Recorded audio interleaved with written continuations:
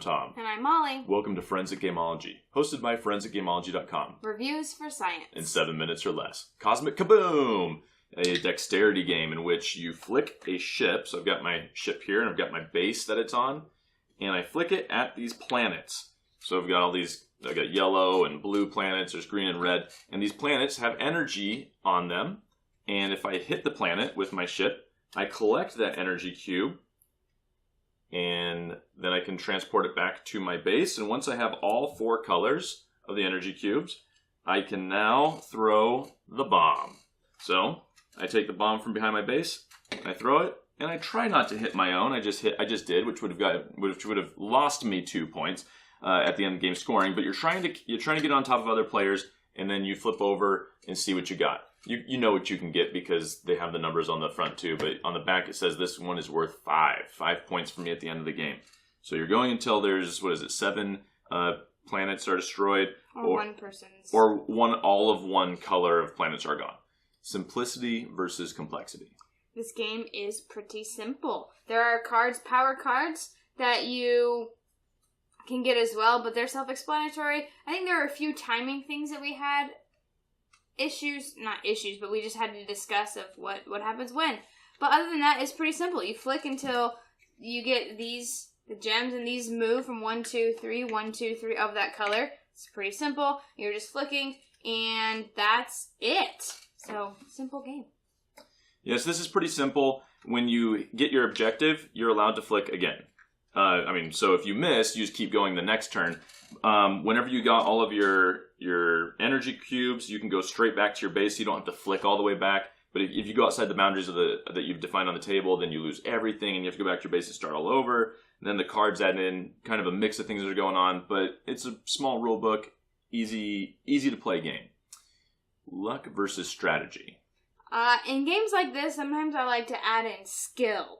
Because that is an element of this game. How skilled are you at flicking? Is it unlucky that you went off the table, or is it unskillful that you went off the table? And so there is that, or out of the boundaries at least. And so, but there is a lot of strategy, especially with your power. Some people have a power that when they hit someone else's base, they get to do something like steal an energy cube or whatever it is. Then maybe you want to put all your planets in front of your base so they can't get you. Or you want to make sure you never have the cubes at your base until you're about to throw the bomb so they can't steal cubes from your base. Certain things like that. If you can throw the bomb twice, if you can hit between someone else's, if you can always go. So the cards, I think, really dictate a lot of the strategy you're going to do. And as you lose planets, you get more cards. And so that helps out with your strategy and modifying it, making you better. And so, yeah.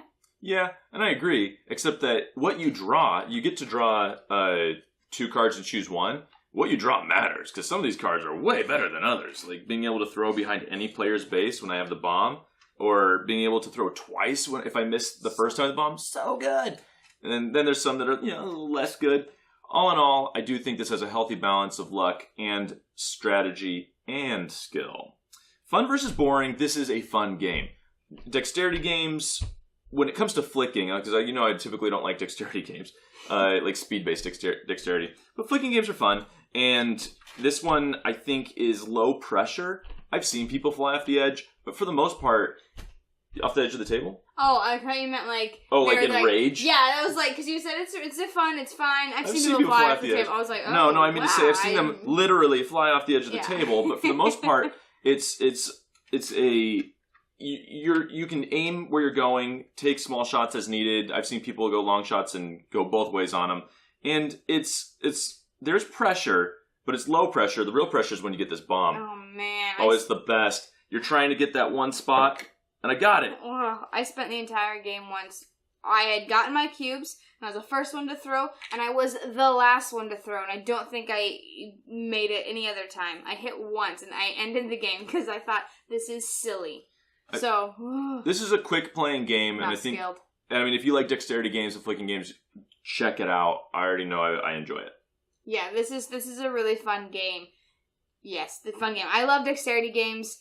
This one doesn't take itself too seriously. There's definitely strategy, but it's not flicking and the chance and skill of flicking and this huge in-depth game, which I think I've played one that I did that was similar to that, or it was super, super chancy and whatnot because of the skill, like where you hit really matters. It matters in this game, but you can come back. And it's not super swingy. That's the word I was looking for, swingy. So this is a really fun little game. It's a quick game, and I enjoy it.